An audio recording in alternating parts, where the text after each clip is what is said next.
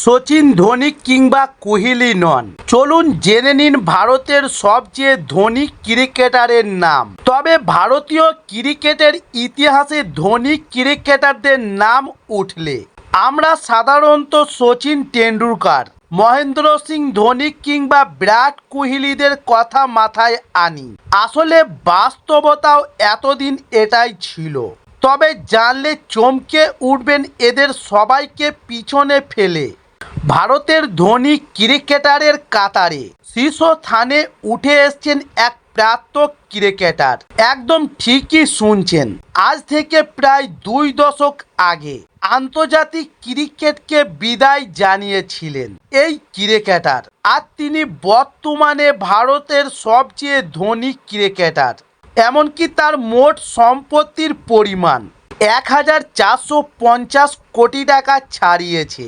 তবে আসলে আজ আমরা আলোচনা করছি 90 দশকের ভারতীয় ক্রিকেটের অজয় জাদেজার কথা।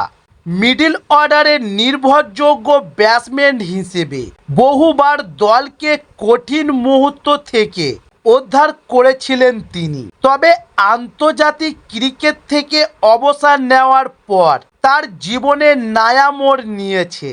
জানা যায় যে 2014 সালে অক্টোবর মাসে তাকে জামনগরের রাজ পরিবারের উত্তরাধিকারী হিসাবে ঘোষণা করেন মহারাজ জাম সাহেব। আর সেখান থেকেই বিপুল পরিমাণ সম্পদ এবং জমিজমা উঠে আসে তার নামে।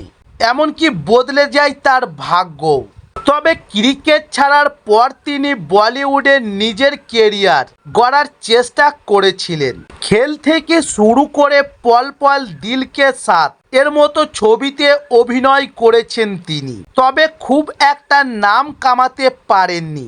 এমনকি বলিউডের ঝলমলে আলো থেকে সরে গিয়ে ব্যবসায় বিনিয়োগও করেছিলেন। এইভাবেই এই বিপুল সম্পদ গড়ে তোলেন তিনি।